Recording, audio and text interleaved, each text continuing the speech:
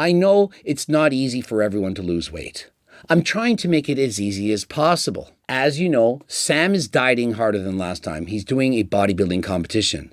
But there's no difference between Sam trying to lose weight and you trying to lose weight. Coach Greg, in today's video, I'm going to explain exactly what to do if your goal is to either lose weight or to gain weight. I believe that you should gain. And so what I think you should do is get to a healthy body weight. Perhaps for men, it's 15%. For women, perhaps it's 25%. Whatever weight is healthy for you, that's what you should strive for. If you're too lean, for example, you're Tristan Lee and you're suffering, you're not putting on muscle, well, that's how it was back in the day, then you should gain weight. But if you're fat or obese, then you should lose weight. But how exactly are you going to do that? And so someone almost everybody knows, Sam Sulek, we're going to listen to him. And I'm going to tell you if I agree with his methods, disagree. And as you know, Sam Sulek tracks his calories, tracks his macros. I can tell you one thing that's definitely going to help. You got to download a macro tracker and make that one of your most open apps on your phone every day than anything else. I think when you first start your weight loss or weight gain journey, that you should be tracking everything. This is how I first did it when I first began, and this was long before you had it so easy. That's right, you have it easy. Calorie trackers, they can make an enormous difference. And when I first started, I literally had to use a book from 1959. It would list out the food. I'd have to open up, find it, and look at the calories. And so if you eat at maintenance, for example, if your maintenance is 2,000 calories, if you eat 2,000 calories, your weight is going to stay about the same. If you want to lose weight, you eat less. If you want to gain weight, you eat more. But what exactly should you do aside from tracking your calories? When it comes to dieting down or bulking up or anything else, you've got to follow a simple process of 1, weighing yourself every morning at the same time. I've been doing this for decades. All of my clients weigh yourself every morning. And I tell them to take your median weight. That's the middle number. You cross off the highs and the lows. And yeah, it's okay if you forget a couple days. You still get the median weight. And so let's say it's 200 pounds. If you are 200 pounds and fat, you have to reduce your calories. And so what you're doing is you're using your calorie tracker. Remember, you could do it by hand. You could look up every single one of those ingredients in a book like I did, write it all down by hand, but it's going to take you way longer. Or you could do like me and you have Cal AI. And so if Cal AI, you can take a picture using the barcode. The barcode's there, you take a picture and bam, it's right there in front of you. How hard is that? Remember, I was dieting for my first bodybuilding competition. I was 18. I had to look it all up. I didn't know anything. We didn't know that bulking and cutting was vaulted. Didn't know anything. But I knew I had to eat less calories. Did you know that I didn't even know anything about protein? I was eating 50 to 60 grams of protein a day, dieting for my very first bodybuilding competition, of which I won. And so imagine how much better I would have been if I would have had Cal AI back in 1994 when I first started competing. And so if you're interested in trying out Cal AI for free, you can use code Greg. You get a 3-day trial. But my personal recommendation, I would just get the year, $30. Remember, it's got the same functions as MyFitnessPal with the addition of the photos, which you don't even need to use unless you're going out to restaurants and so on, which probably shouldn't be every day if you're going on a diet. Tracking all of your calories every day, at least to some degree. Obviously, if you use a barcode, it's going to be very accurate. And if there is no barcode, you simply write in what you're eating. Hey, I just had 1 cup of rice cooked. I just had 1 large egg. And bam, the calories are listed. It's not just the calories, it's going to tell you the carbs, the fat, the protein, everything. As you know, you should be striving for approximately 1 gram of protein per pound of body weight. Now, the more protein you eat, the more you're going to be satiated, and it's going to make you less hungry. If you are struggling with hunger, you can take things. There's, for example, GLP Max. I know it's not easy for everyone to lose weight. I'm trying to make it as easy as possible. As you know, Sam is dieting harder than last time. He's doing a bodybuilding competition. But there's no difference between Sam trying to lose weight and you trying to lose weight. Both of you have to eat in a calorie deficit. If both of you track your calories and you're not losing any weight. And how do you know you're not losing weight? Well, you're tracking your median weight each and every week. If you're 200 pounds this week and you're 200 pounds the next week and you're 200 pounds the next week, you need to eat less food. You need to eat less calories. Or, of course, you could eat the same food or calories, but exercise more, as in up the cardio, up the steps. And so Sam has been doing 1 to 2 hours of cardio a day while cutting his calories down to about 2,000. In an off season, he was at about 5,000. That's why I tell you, I promise you, he's bulking and cutting to the extreme. This is not normal. You shouldn't have to cut your calories from 5,000 to 2,000 in order to lose weight. Nor should you have to do 1 to 2 hours of cardio a day to lose weight. But remember, Sam is an exception. He's a gifted, talented bodybuilder who's going to the extreme to win a bodybuilding competition. All you have to do is get to 15% body fat. Perhaps if you're a woman, 25% body fat. You don't need to get single-digit body fat, have crazy-looking abs and a Christmas tree on your back. You just need to be healthy. But using calorie, it's going to make it way easier to track your calories. Of course, the more accurate, the better in my mind. And the criticism that calorie has been getting is that you can't just take a picture of something and magically it knows the calories. Yeah, calorie knows this. You're not wrong. They're estimating. It's kind of like when I tell you this guy, based on my laser eyes, is 15% body fat or 20% body fat.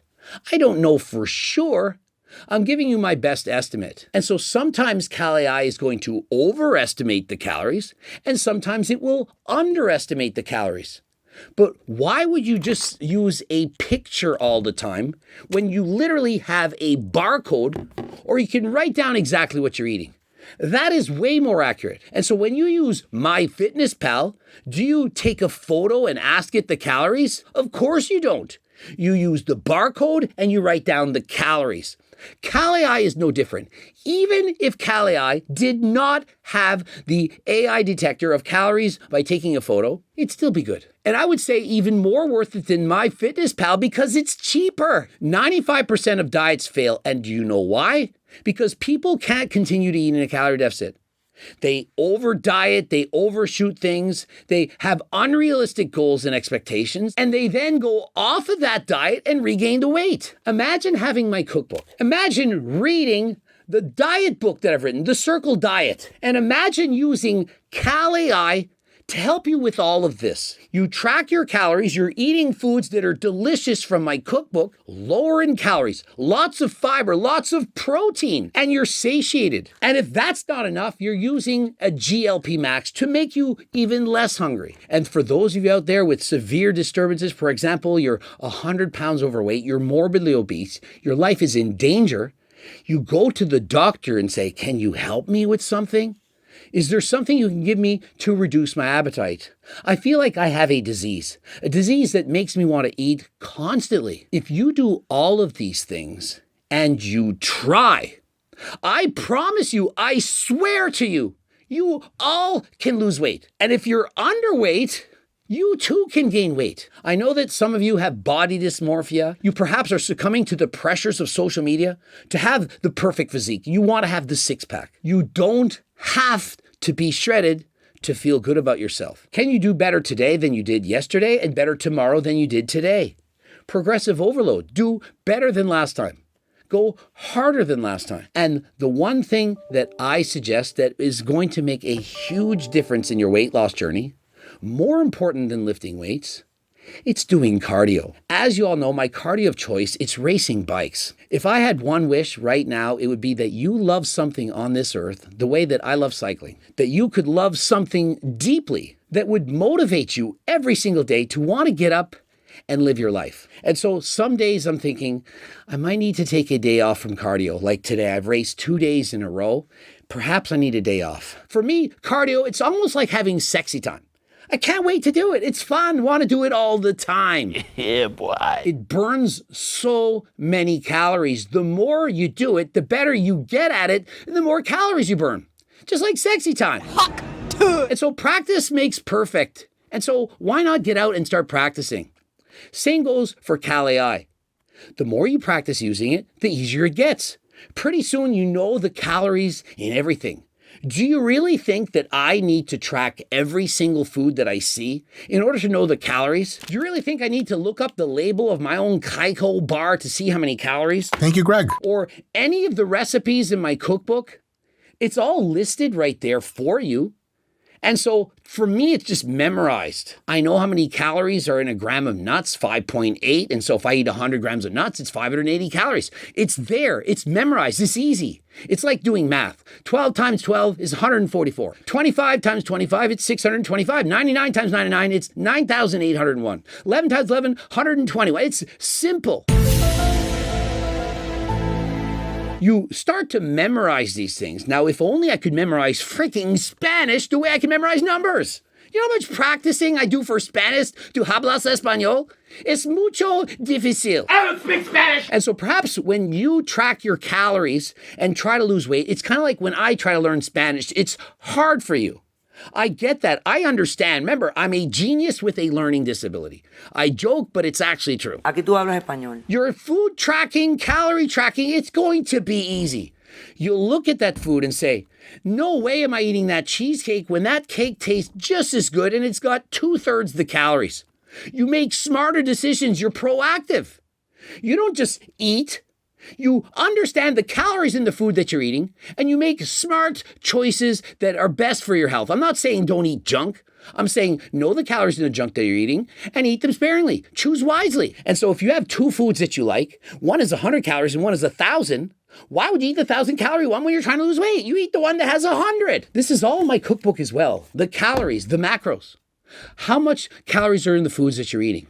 The problem is that society has made it way too easy to be gluttonous. Our foods are highly palatable, combination of fat and sugar made to the extreme in the perfect ratios to make us keep coming back for more. And why? The release of dopamine. When you eat the foods, the sugars, it makes us feel good. And so we keep coming back for more. It's similar to smoking cigarettes. It's like an addiction. How do you stop? How do you put the fork down? Well, I'll tell you how. You make the foods lower in calories. You eat the same things, the same delicious foods that you love, but this time they're half the calories. And so you're full, you're satiated, the brain sends signals saying, you can stop eating, despite the fact that you've eaten less. Add to that the fact that you're doing cardio, and you're burning more calories than last time. It's not made to be difficult. It's actually easy. The problem is you don't know the information that I do. It's just that simple. But yet, billions of dollars have been spent to try and trick you. No, you need the carnivore diet, the South Beach diet, this diet, that diet. Don't eat carbs after midnight. Only eat during the day, the intermittent fasting. All you need to do is eat in a deficit. That's it. There's nothing else, period. You tracked all your calories for 2 weeks straight, and your weight stayed the same. And on average, you ate about 2,400 calories per day. Then that means that 2,400 calories, that's your maintenance. And so if 2,400 calories is your maintenance, you need to reduce your calories below that by 500 to lose 1 pound of fat a week. 3,500 calories are in 1 pound of fat. If you cut your calories per day by 500 calories times 7, it's 3,500. Now remember, some people's metabolisms are going to slow down when they go in a calorie deficit. Obviously, clearly, I think everybody knows that. If you're a big man and you suddenly lose weight, you're going to burn less calories. Muscle, on average, burns 8 calories per gram at rest, and fat about 2 calories per gram at rest. And so what should you be doing? You should be moving more. The more you lose weight, the more you should move. And you're thinking, well, that's not going to happen. It's going to be easier. Think of it. If you were fat and you walked for 30 minutes and now you're thin, walking 30 minutes, you should be able to walk a lot further. Perhaps before you could only walk 1.5 miles, and now you're walking 2 miles. And so the net result is you actually should be able to burn more calories when you lose the weight.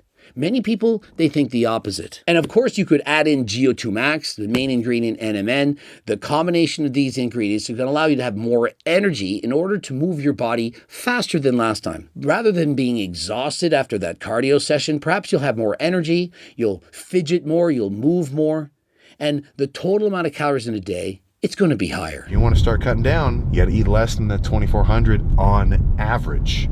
So that's where you got to track your stuff. And once you hit 2,200, once you hit 2,000, you got to call it, not eat anymore. And so using calorie, if you wanted to eat 1,900 calories a day and you're at 1,900, you can stop eating. It's immediate feedback. And it's based on science. Science dictates that you need to eat in a calorie deficit to lose weight. And so if you continue to eat, if you choose to eat more, well, know that you're not going to lose weight. The weighing yourself in the morning, also immediate feedback. And so what I suggest is use calorie and your morning weight to dictate how many calories you're eating. If you're losing too much weight too quickly, eat more. If you're not losing any weight at all, eat less.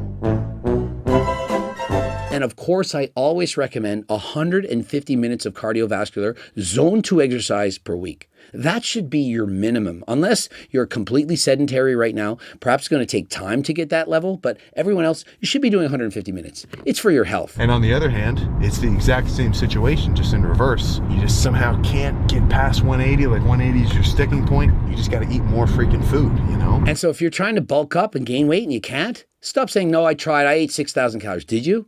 Did you track it? Prove it. And so you track your calories to know how much are you actually eating. Not how much you think you're eating, but how much you're actually eating. People who say, oh, I don't lose any weight, I'm eating 1,000 calories. Prove it. Did you track it? Did you count the mayonnaise? Did you count that glass of wine? And so if you're not losing weight, stop blaming your genetics. Everyone can lose weight. You track your calories, compare that to your median weight, and you decide whether you're going to gain weight or lose it based on what you do. It's not based on God. It's not your genetics. Everyone can gain or lose weight. Now, of course, I'm not trying to say only eat chicken and broccoli, with no seasoning and no nothing else at all. Like, you can definitely diet pretty flexibly with the calorie counting and the macro tracking. And so Sam is saying, look, you don't just have to eat chicken, broccoli, and rice. Everyone seems to think that. It's bullshit. I've been doing this for decades. It works. You can eat very flexibly. You're tracking your calories with Cali. By the way, use code Greg. You're going to get 3 days free. And so I highly recommend it. And remember, the criticism they're getting is on the pictures of the food that they're eating that are not going to be 100% accurate. You're right. Yes, bravo. And so I don't suggest you use the photos all the time to accurately track your calories. Now, Sam Sulek says, hey, even on this diet, sometimes I went out to Wendy's. Sometimes I went out for fast food. And in these cases, when you can't use a barcode, you can't write exactly what you're eating, you take the photo. Whatever sandwich, burger, fries that you're eating, you take the photo. It might be over by a few hundred. It might be under by a few hundred. But overall, it's going to balance out. Remember, I'm saying to do your median weight. Some days are going to be higher and some are going to be lower. Life balances out. That's why you take the median weight. Do it first thing in the morning, not after you eat, not at night, not before you go to the bathroom, but your true morning weight. And yeah, I get it. If you sleep in for 12 hours and you don't eat, it's going to change things. Or if you're up all night partying and you go to bed at 7 in the morning and weigh yourself. But you get the point. The median weight. Just in a more casual dieting sense. I mean, dude, I've had some trips to Wendy's. And so you're at Wendy's, you take the photo, and in the end, is it really going to matter? It doesn't matter! What matters is that you're consistent. If you're tracking your median weight 5 days a week, and every day you're tracking your calories, I guarantee you'll know how to lose or gain weight, and you will quickly get used to it. You will become an expert, and I'm certain that after a year, you probably don't even need Cali. You'll already know it. You'll have learned it. I don't go and take English lessons. I can already speak it. And every now and then a new food comes up and you buy it and you look on the label. Oh, 200 calories per serving. Okay, you figure it out. It's easy, but you do need to try. And I've had some trips to McDonald's over the course of this whole time, but not a lot. And the ones that I do have to be accounted for. You might be tracking your calories. You don't have a fitness app. You go to Wendy's. Oh yeah, it was probably like 800 calories. Meanwhile, it's 1,500. When I see people who say they eat 1,000 calories a day and they're not losing weight, I'm thinking, yeah, did you count those 2 bottles of wine on the weekend? Or the foods you eat in the middle of the night? Probably not. What about the dressing you put on your salad? You need to account for everything. I hope you learned something. It's way easier to lose and or gain weight than you think. It's either a calorie deficit or a calorie surplus. And so once you get to that ideal weight for you, you main gain. You eat about the same amount of calories that you need to keep your weight there. And so, of course, if you're interested in trying out Cali, remember, it's 3 days free. You code Greg, G-R-E-G. It's not that complicated. And until next time, I am out.